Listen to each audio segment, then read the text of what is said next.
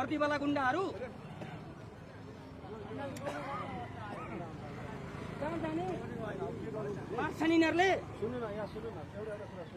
मेरो करको पैसाले तलब खाएको सुरक्षाकर्मीहरूले नेपाली नागरिकको सुरक्षा गर्ने कि नगर्ने? त्यो नपुंसक केपी ओलीले दम्भ प्रदर्शन गर्ने होइन।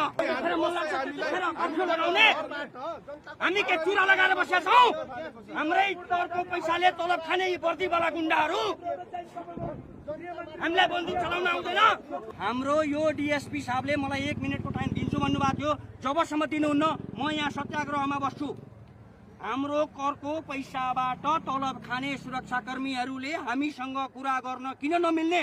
त्यो नपुंसक केपी ओलीको आदेशमा चल्ने, पूर्व आतंकवादीको नाइके प्रचण्डको आदेशमा चल्नुपर्ने, मेची महाकालीदेखि लिएर कोशी र टनकपुर बेच्ने शेरबहादुर देउवाको आदेशमा चल्नुपर्ने यस्ता प्रहरी प्रशासनलाई एकमुष्ट हार्दिक श्रद्धाञ्जली भन्न चाहन्छु।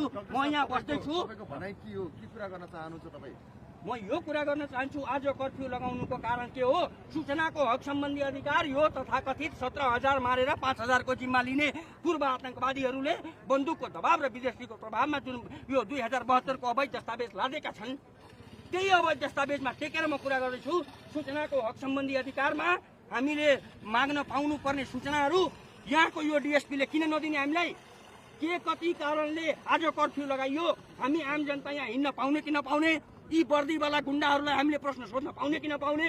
यिनीहरूले अश्रु ग्यास कसको आदेशमा चलाए, किन चलाए? आज भएका घाइतेहरूको जिम्मेवारी कसले लिने हो? त्यो सबै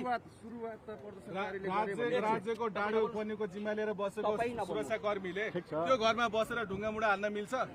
अनि प्रश्न गर्ने हामीसँग प्रश्न गर्ने? त्यो बिल्डिङमा बसेर पुलिसहरू आफै बसेर ढुङ्गा मुढा गरेर अश्रु ग्यास हान्ने, त्यसपछि प्रश्न गर्ने हामीसँग? त्यो सादा पोसाकमा नागरिकको घर घरमा सादा पोसाकमा माथि छतमा चढेर ढुङ्गा हान्नु र अश्रु ग्यास प्रहार गर्नु कतिको लोकतान्त्रिक, कतिको जायज छ? पत्रकार मित्रहरूले पनि मनन गर्नु होला। हामी पनि नेपाली, तपाईँ पनि नेपाली। हामी कहाँ जाँदैछौँ?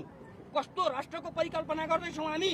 त्यो घरबाट अश्रु ग्यासहरू प्रहार गरेको कारणले गर्दा घर जलाइएको? कसले घर जलाए? कसले घर जलायो? घर कसले जलायो? सादा पोसाकको प्रहरीले घर जलायो।